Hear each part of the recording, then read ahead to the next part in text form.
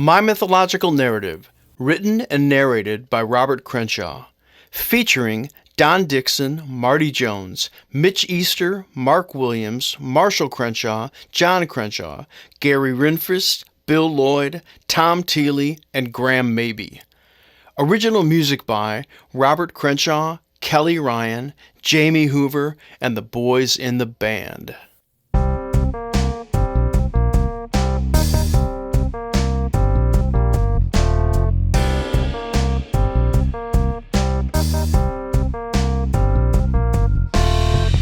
Once I came into town with my mom and took the train down to the city, there was no way in hell I was going back to Detroit. In July of '79, I moved back to New York from Detroit, more precisely from Berkeley, Michigan to Pelham, New York. Marshall was traveling in the cast of a Broadway musical, Beatlemania. He and his wife Ione had an apartment on Wolf's Lane in Pelham, about a block from the train station. They let me stay on the couch for a few months. Marshall was gone a lot, doing the show out of town, and he didn't want Ione to be alone. Their apartment had been broken into, and Ione had been carjacked by some kids. She wasn't hurt, but I can only imagine it scared the hell out of me.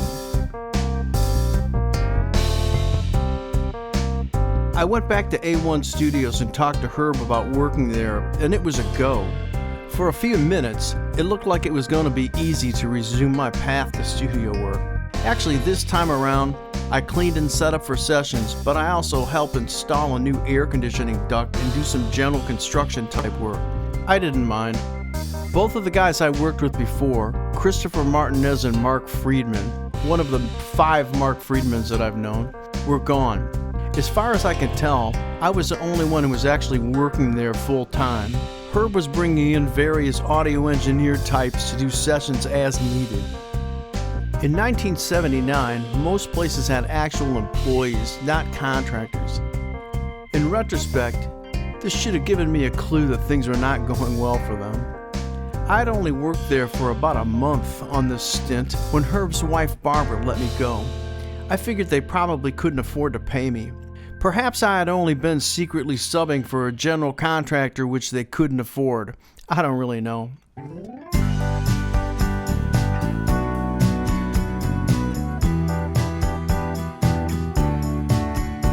The day Barbara axed me, I was finishing out the day when the phone rang. Someone asked for Bob, and whoever answered the phone assumed I was Bob and pays me for the call.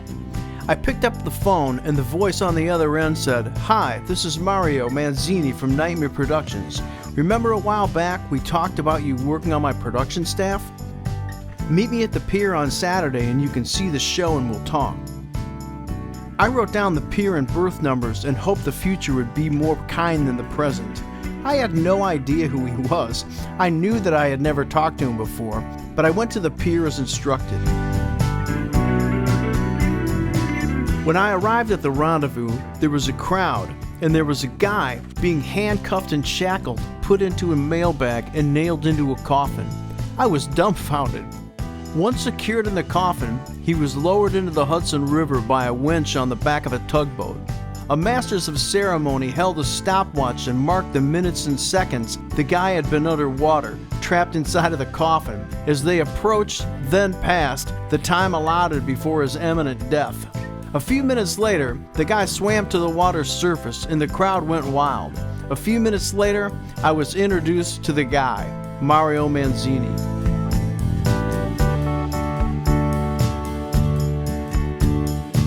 He asked me if I wanted to go on the road with the show as a production assistant.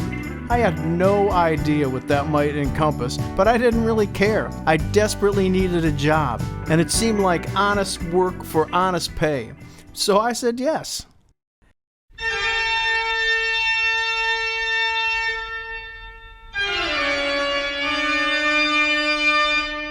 The next weekend, I took an early morning train from Pelham to an apartment on West 57th by 10th Avenue. I rang the door and they buzzed me in. I went up into a crowded apartment full of magic books and pictures of Harry Houdini and some other of Mario's heroes. I didn't really understand what I was seeing at the time, but there was a whole world of magic and magic tricks that I had never contemplated before. I really wasn't even interested so much in magic. It was magic as far as I was concerned. It's funny the things you remember 30 years after the fact. But Mario's arms were shaved. I don't know, maybe his whole body was shaved, but I had never seen that before, and I didn't understand it. Maybe it made it easier for him to slip out of a straitjacket without pulling the hair on his arms and back. I can only guess.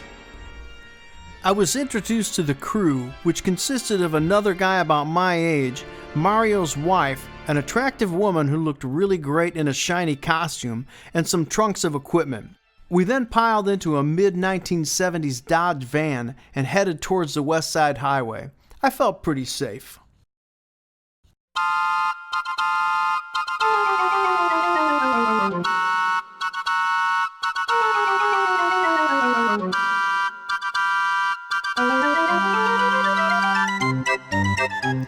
We worked weekends at county fairs in upstate New York. I think the first was up by Lake George. I mostly helped set up and tear down, but it was still great. Mario would begin the show just as the sun was going down. At the beginning of the show, Mario and his wife would come out and tell tales about their great feats performed all over the world. He would then take a big swig of kerosene, pull out a Zippo, and spit out what must have been an awful tasting liquid. It would make a big bright blaze of fire and the crowd would ooh and ah. He would then start pulling out knives and swords and do some sword swallowing. Jeez, I didn't know how it was done. It was amazing. Then came the big trick. First, he pulled out a straitjacket out of a big trunk and guaranteed the audience that this was a regulation straitjacket. He even said that it came from Bellevue. His wife helped him into it and fastened all of the many belts on it. His wife then pulled out some FBI thumb cuffs, secured them onto his hand, and he made some jokes about the level of trust that they had in their relationship. Then some Siberian ankle shackles were taken out by the other assistant and handed to his wife and applied to his ankles. Then several pairs of what were described as NYC police handcuffs were put on his wrist, and he joked how perhaps his wife might be getting more enjoyment out of this than she should. Then a regulation U.S. postal bag was taken out of the trunk by the other assistant and handed to his wife. Mario hopped over and got so his feet were standing in the middle of this bag. As his wife pulled the bag up, Mario crouched down and the bag was closed by inserting a metal rod through the grommets in the top of the bag. As the bag closed, the lights grew dim and one small spotlight shone on the assistant with a stopwatch. With authority, he recited a calculation of how much air was in the space of a U.S. Postal Service regulation mail bag and the approximate time before Mario would have to be cut out of the bag. At that point, holy crap, I was given a razor-sharp Crocodile Dundee-sized knife to perform that task if required. As I mentioned, I didn't know how he did what he did. I had heard of people picking locks and hiding lockpicks in obscure places, but I didn't know. I only knew that I wouldn't want to suffocate inside of a mailbag. As the minutes ticked by, the assistant with the stopwatch taunted the crowd with an ever-increasing possibility of a man dying for their entertainment right before their eyes. The foreboding time approached and passed, and I really became nervous. I became a really nervous man with a really big knife.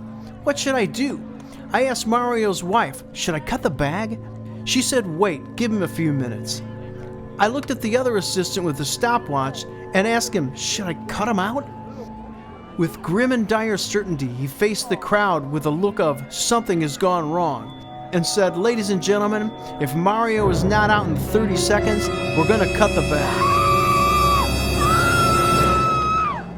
At the very moment the clock passed 30 seconds, just as if it were planned, the bag began to rustle and roll. The crowd and I nervously wondered, are these the throes of death leaving his body, or is this a magical miracle? I guess it was the later. Within a minute, Mario was taking a bow to a much relieved crowd. I was relieved too. I guess I should have assumed it was shtick and that he was really in no danger. After all, he was a pro.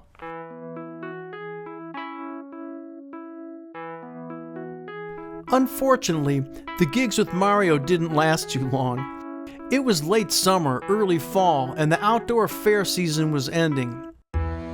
As I did more shows, I learned a little bit more about how he did what he did, but honestly, it was more fun not to know. I remember years later seeing Mario on a commercial doing his fire-breathing kerosene trick for a window company.